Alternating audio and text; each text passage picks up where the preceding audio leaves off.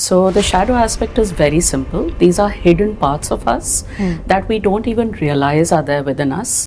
There isn't a single person on the planet who doesn't have shadow aspects. Procrastination has nothing to do with laziness. It has everything to do with fears. This looks scary. What if I fail? Every time you do not work on you, you keep adding layers of your shadows to yourself. I don't mean to bust your fairy tale bubble and fantasies of how a relationship is going to turn out. When you do shadow work, you actually learn that most qualities you love and hate about others are actually within you anyway. Is it possible to break a pattern you've had your whole life? People who love you should be able to take a no. Your nervous system is completely led by the shadow aspects. When we are very emotional, when we are depressed, when we are low, the ego is at its biggest. So 40s is usually what people call midlife crisis. Okay. But I like to call it midlife awareness. I really want to tell people that people who love you will not expect a performance from you. They will expect authenticity. Everybody is swept away in their own pain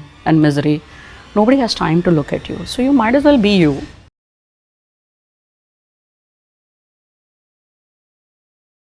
Hi guys, welcome back to my channel. Today the guest we have with us is someone really exciting, and I've been waiting to host this podcast for a while. But before I tell you about her, please quickly hit the like and subscribe button. A lot of you are watching, y'all are liking, y'all are commenting, but you haven't subscribed yet. So please quickly do that. So I'm motivated, my team here is also motivated. So now over to my guest. What if I told you that all your relationship problems, whether it's with a partner, whether it's with parents, whether it's siblings, colleagues or friends, are not about them but about you, or more specifically the hidden parts of you? Have you ever asked yourself questions like, why can't I draw boundaries even when I want to say no? Why do you keep repeating the same relationship patterns? Are you stuck in an emotional loop? And more importantly, how do you get out of it? To answer these questions and to help you and maybe help me a little bit, we have today with us a teacher and a coach. She spent 2 decades helping people discover a hidden part of themselves through something called shadow work. Shadow work hota kya hai and how it can help you is what we're going to talk about today. So hi Aditi, welcome to my show. Thank you so much. I'm so happy to be here. It's a pleasure to have you here. Thanks. And I'm sure, like the first time I heard of you, I was completely intrigued. What is shadow work, first of all? So why don't we start right from there? So before we get into what is shadow work, let's quickly touch upon what is the shadow aspect of a person, right? Please. So the shadow aspect is very simple. These are hidden parts of us that we don't even realize are there within us. We must have suppressed them for some reason. We must have maybe been ashamed of some parts of us. Maybe we shrank ourselves, to fit into society, into family, with friends, in school. And those parts didn't exactly leave us and go away. No. They went and got hidden in our unconscious self. Yeah. And we carry that throughout our entire life. So now shadow work is the entire discovery of these parts of us, embracing, integrating them, and becoming more whole. For example, you really want to make a lot of money, but you keep hitting the same roadblocks every time. You want to make changes in your relationships, but those same patterns keep repeating. And you wonder, is there something else that's controlling all of this? When you wonder about that, that's actually your shadow aspects. If there's someone like me or whoever's watching the podcast, how do they know that they are hiding parts of themselves? They're like, no, I'm fine, मैं ऐसा हूँ, ऐसा ही हूँ. How do you know whether you're being authentic or you're hiding something? Well, honestly, the answer is very simple. If you have a mind, body and ego, you are hiding. Okay. It's as simple as that. Okay. There isn't a single person on the planet who doesn't have shadow aspects. Okay. Yeah. Now, the only thing is that, do you want to live using your energies to hide these aspects? Or do you want to live with these aspects fully known and then embrace everything about you and then live life fully? Right? Okay. So when you hide these aspects, it shows up in numerous ways. For example, in relationships, you might people please and it'll leave you very exhausted. And after having people pleased with, family, friends for 20, 30, 40 years, you will start to resent those very people that you've been pleasing. That's knowing that your shadow is at play, If you're a big time procrastinator, for example, you sit on things, opportunities just kind of flow you by and you're filled with regret. That is a huge example of the shadow at play. How would that be? So what happens is when we procrastinate, a lot of people think that procrastination has to do with laziness. Yeah, people think it doesn't. Okay. It has nothing to do with laziness. So I'm telling everybody, procrastination has nothing to do with laziness. It has everything to do with fears. So how do you say procrastination is not laziness? I've heard that my whole life. So procrastination has its roots in fears. Okay. So people who procrastinate are actually people who they need to feel very aligned to something before they do it. They like to conserve their energy for things that really matter to them. Okay. So when you force fit a person who's a little laid back and in their own world into the hustle world that we've created, they come with brakes on. You understand? And it doesn't have anything to do with laziness, because for them it's more about, oh my God, now how am I going to perform in this world? I'm so scared. This looks scary. What if I fail? Or what if somebody criticizes me? What if somebody judges me? I can hear my dad's, voice in my head going, beta, if you don't do well in this, you're really going to get it this time. That keeps playing out in my head. So I freeze and I don't perform. And that is procrastination. It has so much more to do with fear of failure, fear of judgment, fear of criticism, fear of looking like a fool, plenty of self-doubts.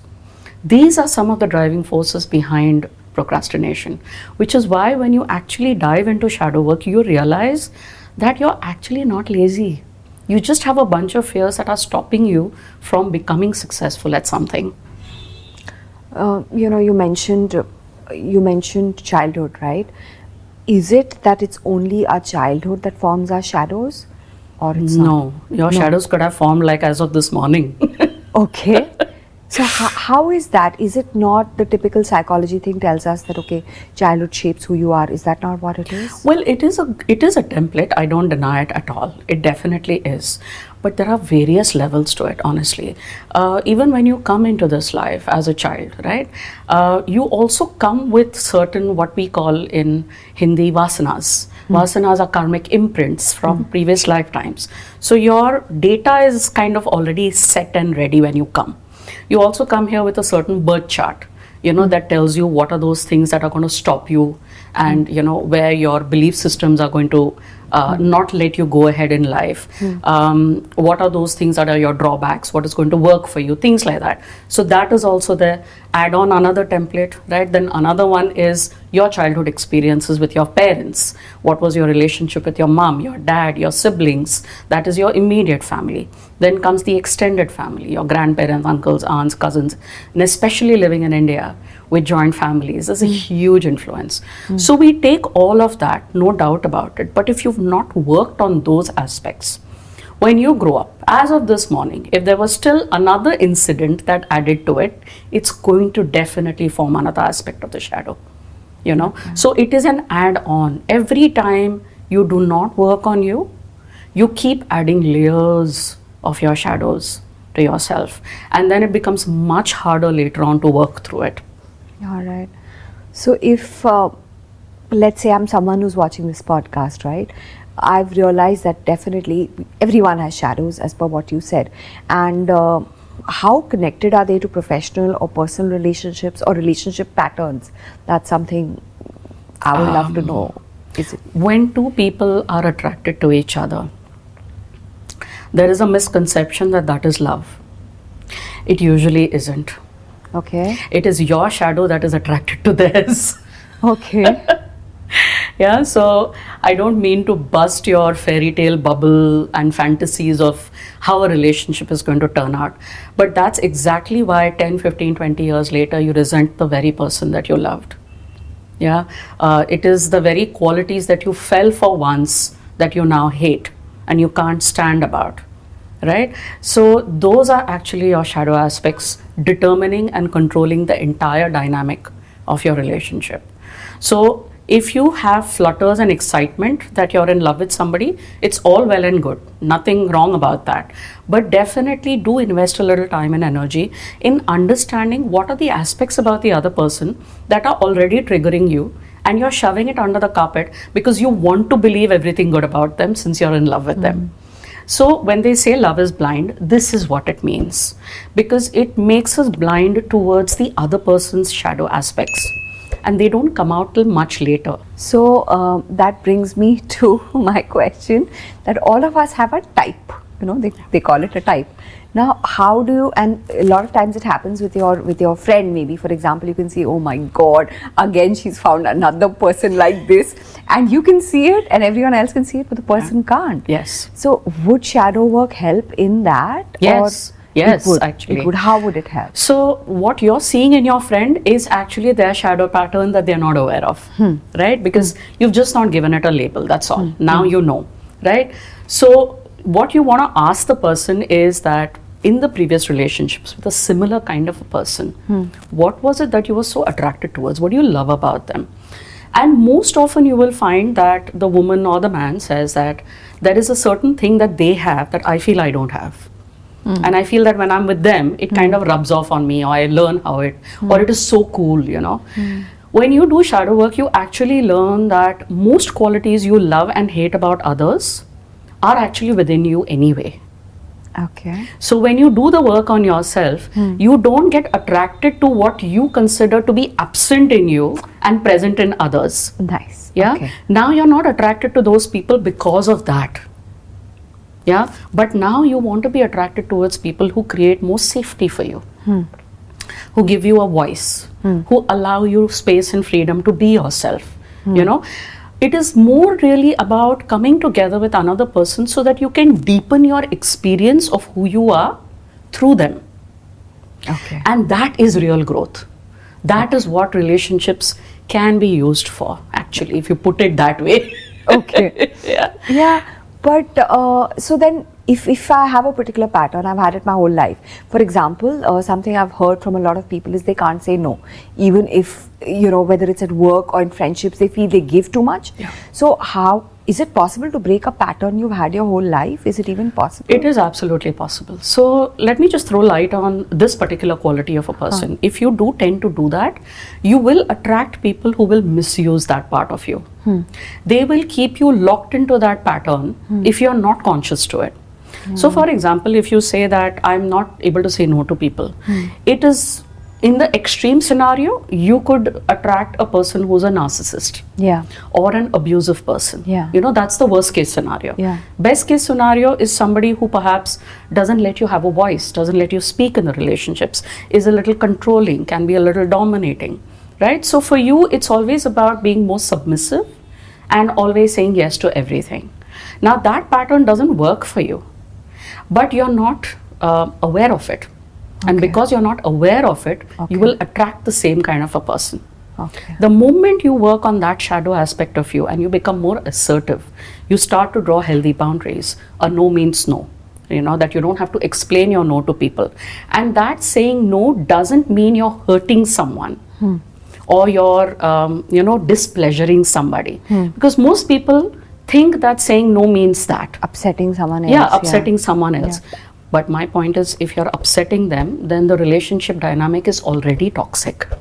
Yeah, it shouldn't be. It shouldn't be. People who love you should be able to take a no and say, hey, that's cool. Whatever works for you.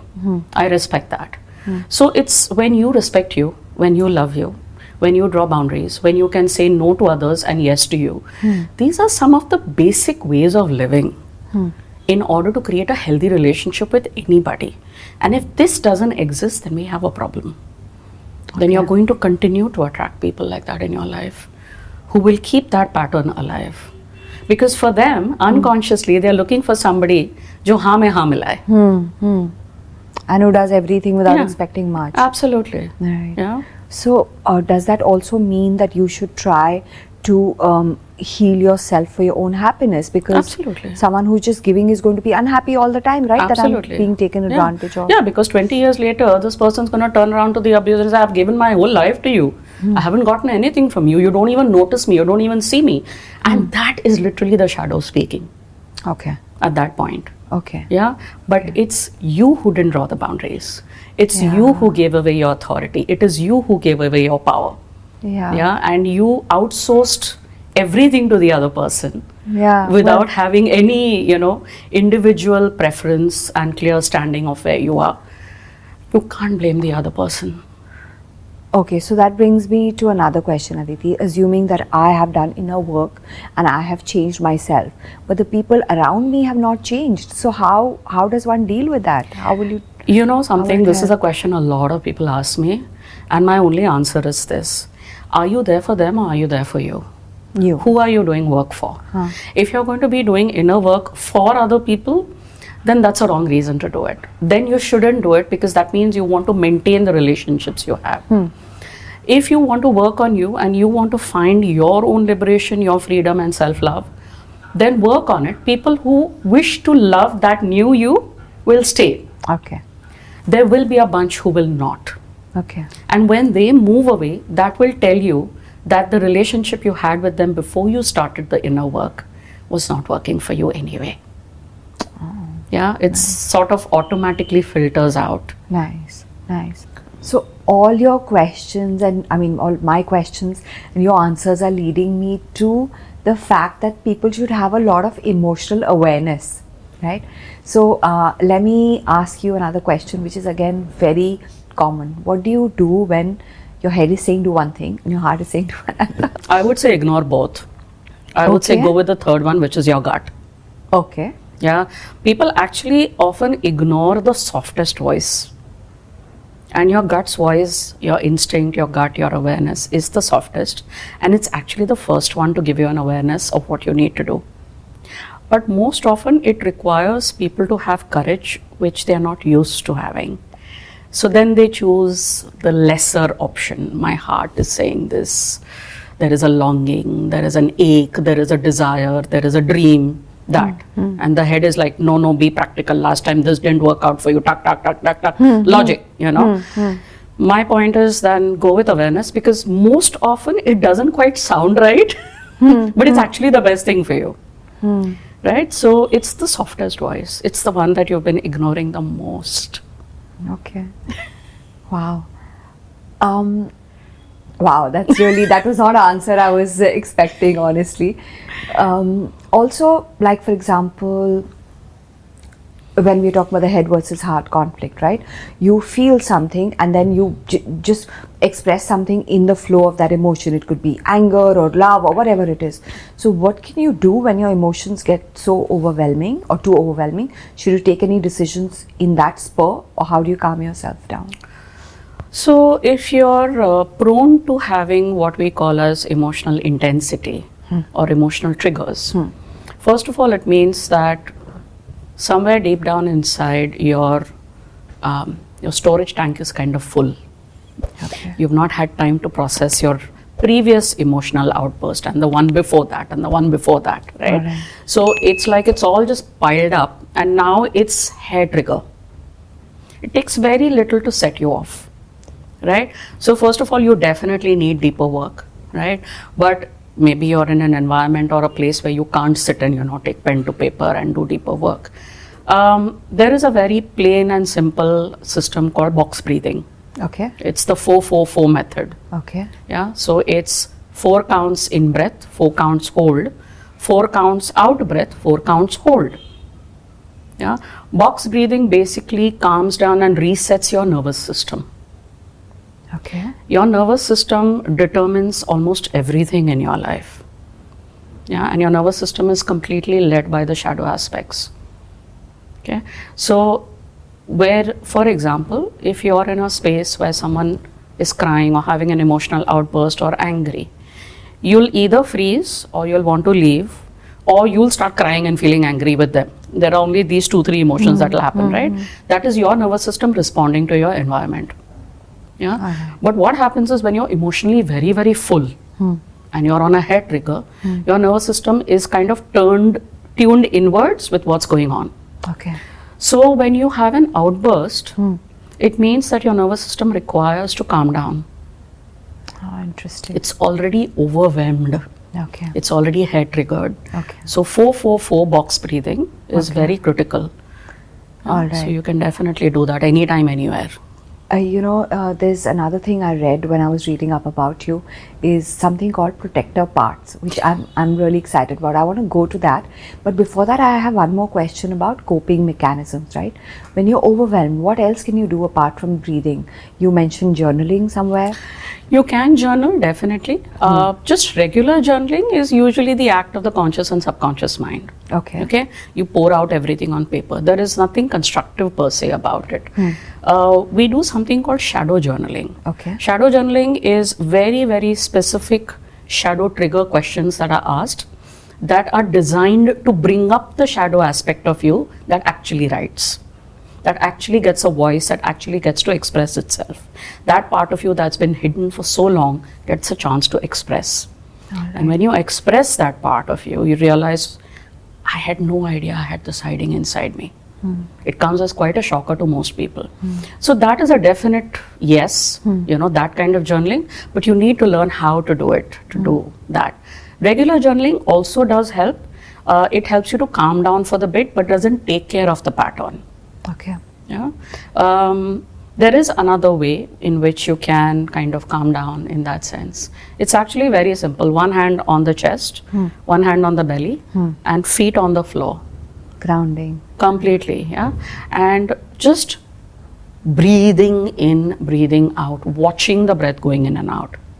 Okay. That's it, right? Your body actually breathes on its own. You don't sit and breathe your body, right? Realizing in that moment that in every waking moment you're being carried, you're being cared for, and that there is something bigger than you that's actually coming through you in that moment. Okay. Nice. When we are very emotional, when we are depressed, when we are low, the ego is at its biggest because we think it's us against the world, that no one's there to care for me, look after me, love me. I feel like a victim.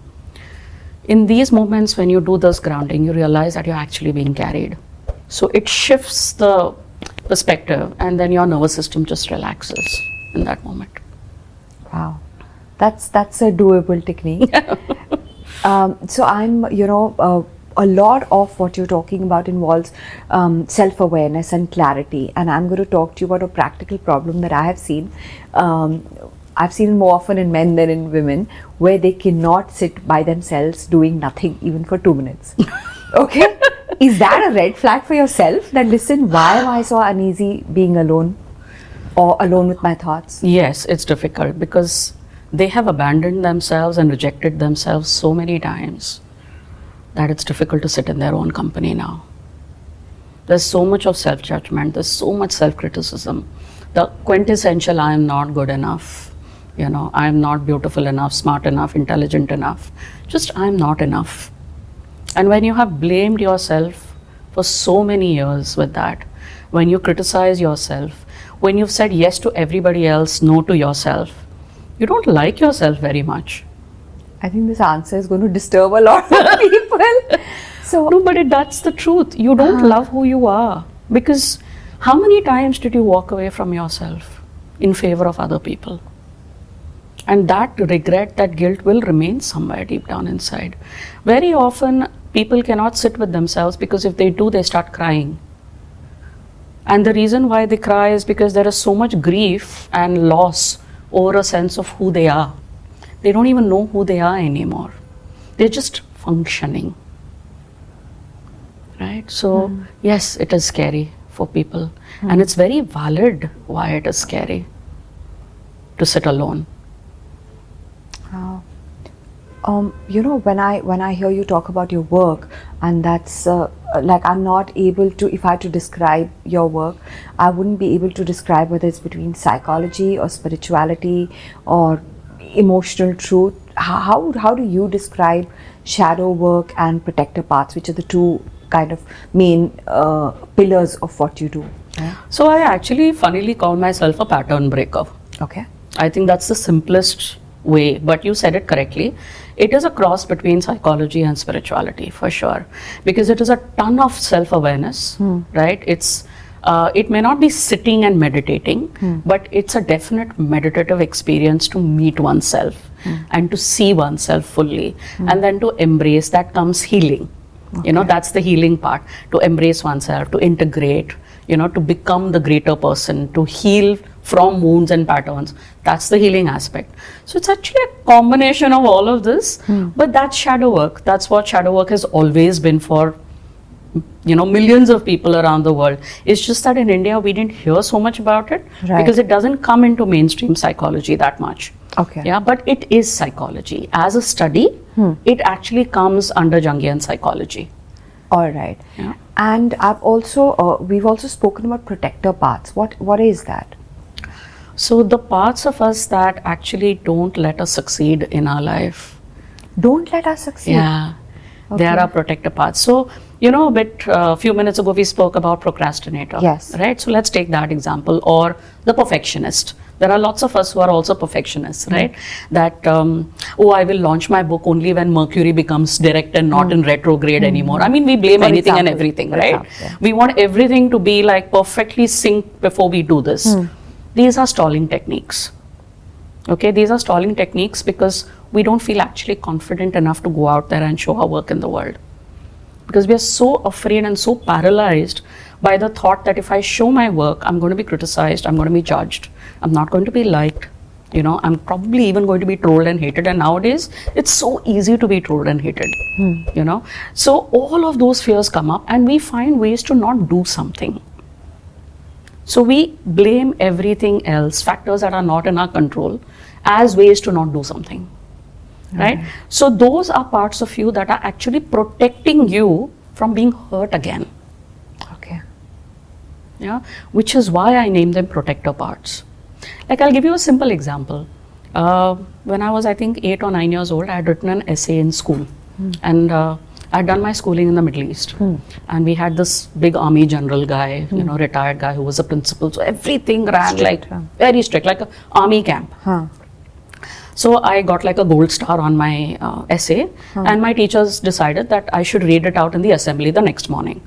Now, for some silly reason, my genius expressive mind thought, I will make some changes. Okay, so I made some changes and I read like a slightly different essay the next morning. I dragged to the principal's office and I was getting a good yelling for having broken rules, not because I wanted to creatively express myself. I shut down my creativity and self-expression for years because of that. Now that's a protector part. That part of me decided that if I express myself out in the world, I'm going to be embarrassed, humiliated, thrashed. And I didn't want to ever experience that again. That's the protector part of me. The one that doesn't let me succeed. It thinks it's doing a good job by saving me. So it's a survival mechanism. It's a coping mechanism, it's a defense mechanism, sometimes even an offense mechanism. These are the ways in which we protect ourselves from ever being hurt or humiliated or abused. But what happens eventually is when the time comes to actually express our gifts in the world, these are the parts that don't let us succeed. Okay. So then how do you, now the protector part thinks it's protecting you, but it's preventing you from getting ahead. Yes. So how do you fix that? Because that's your gut, then people can confuse it with the gut. Absolutely. It's about creating safety. Okay. Yeah, because what happens is that our nervous system has decided that if I express myself out in the world right now, it's not safe for me. So my entire body sort of freezes and shrinks to not be seen and heard. Like imagine somebody in front of the camera for the first time. It's like, there's just, it, right? I'm sure you've had a lot of guests here who've not been comfortable in front of the camera. Sometimes, yeah. So that is their protector part, making sure that they don't, bungle up in their life and nobody hurts them and things like that. But what happens is that where they could have actually expressed themselves beautifully, it doesn't happen. That one chance they get to succeed in something doesn't happen. So when you sit with the protector part and you talk to the protector part, literally you have a conversation as if it's like a part of you, and you actually ask, what are you protecting me from? That's the first question you ask. And says, I don't want you getting humiliated. You remember last time this happened when you were 8 years old, and then 11 years old, and then 15 years old. Then you realize that, oh my God, there's an entire sequence of 6-7 events that have helped me strengthen this part of me. No wonder I don't want to talk in front of the camera now. No wonder I don't want to express my essay out to the world or my book. you know. And when you have a full-fledged conversation with that part of you, you understand where it's coming from. And then there is a part of it which we do where we bring it into safety, for which we do nervous system regulation. So there is breath work in it, integrating shadows in it, and then you feel safe enough to come out into the world. And now the protector part isn't controlling you anymore. Wow. Lovely. So, from what you're telling me, protector parts think they're trying to protect you, but sometimes they're holding you back. Yes. So, how do you know whether they're good for you or bad for you, and then how do you deal with it then? So they can be good and bad together. Okay. Yeah. So there's actually nothing that exists within us that is only unidimensional, that it's only good for us or only bad. Mostly it's a mix of both. Right? So for example, if you've been very deeply traumatized in a relationship, and now the protector part of you has kicked in and you now refuse to be in a relationship, that's not such a bad thing, right? So for a bit, it might not be such a bad idea to be by yourself, to explore, your own inner world, to understand what went wrong, what can you correct, what are your patterns in the relationship. So that does serve you. The protector part does serve you there. But if you vow to never get into a relationship, then we have a problem, So it works both ways. You have to give it the license to kind of steer certain parts of your life, but it's not like a carte blanche kind of a license where it has access to everything and rules everything. No, you can't have that. So that brings me to Freud, right? I majored in psychology in college, and he believes that the root of all our relationship comes from our childhood. And the way we love also we learn in our childhood. So how true do you find that? How true is that? It's very true. I do definitely think that it's very true. Well, Carl Jung was a student of Freud anyway, right? So there were a lot of factors that both did speak a lot about how we Childhood love. But what Carl Jung also added to it is that we actually don't stop there. Okay. The more we ignore our unconscious aspects and our shadow aspects, the more solidified they become till we are almost in our 30s and 40s. Right? And he also said something very interesting. So 40s is usually what people call midlife crisis. Okay. But I like to call it midlife awareness. Because we actually realize that so much of what we have been till now has been about dancing to everybody else's tunes. We are almost given like a checklist to check off by our families. If you do this, you will be happy, you should do this, get married, education, so the whole checklist. By the time you hit 40, your checklist is done. And now you're like, okay, now what? Now what am I supposed to do? Where am I supposed to go? I'm here with a family. I have a spouse. I have children. I have in-laws. I have parents. I have responsibilities. Where am I in all of this? So that's the point we start asking questions. And funnily, in 40s, a lot of our childhood stuff comes up. Really? It's been ruling how we've chosen relationships. Right. But in our 40s and 50s, we actually start to examine, oh my God, I actually chose this person because of these things in my childhood. So I like calling 40s and 50s like, it's like living your childhood again, but with wisdom and money this time. That's a nice take. Yeah. Because you do also reconnect to the inner child, the natural, joyful, creative inner child. And you do have a choice in your 40s of whether you want to go back to that or not. If you're bogged down by responsibilities, you'll ignore it. Which is why a lot of people in their late 30s and 40s also change careers, change tracks, change spouses. They decide now or never. Yes. Because they're like, listen, boss, I don't know how long I have left. I'd like to now finally live out the life I came here to live. Not dancing, as per everyone else's tunes. I've done that. I'm done.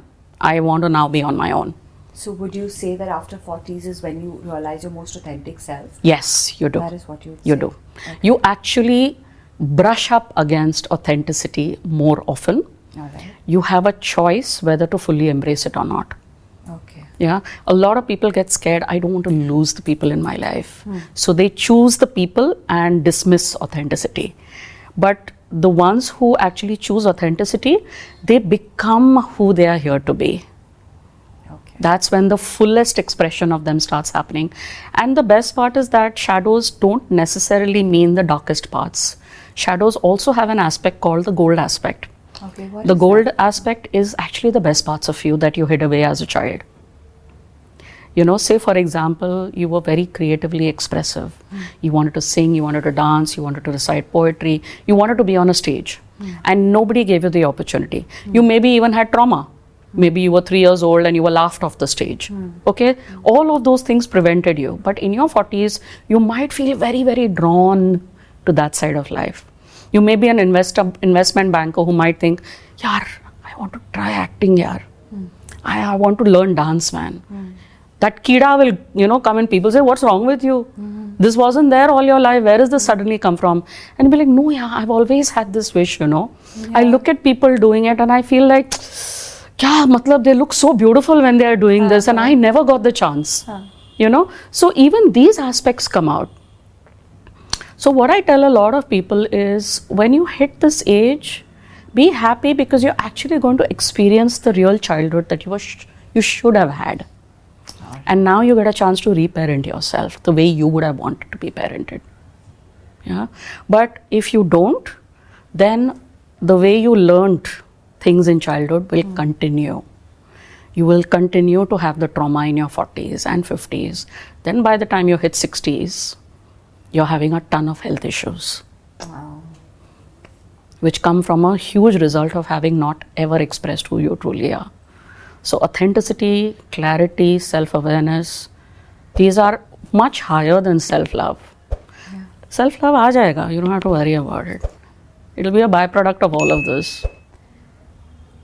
You know, Aditi, you've helped thousands of people, literally, and it's been 2 decades doing this. Yeah. So what are some of the most common things that you find people are struggling with? And how have you helped them? How have you been able to help them? I think the biggest one which I faced is people not being able to see how amazing they are. They're completely oblivious to the most amazing parts of themselves. Everyone is so busy criticizing how less they are, how not good enough they are, how they're not matching up to what others expect out of them. They've not been ever given the chance to express actually who they are, or even see the most amazing parts of themselves.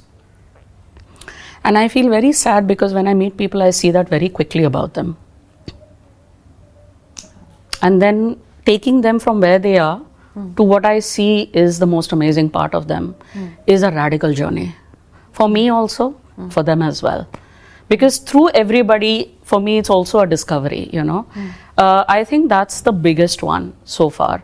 Second is being bogged down by expectations from people they love.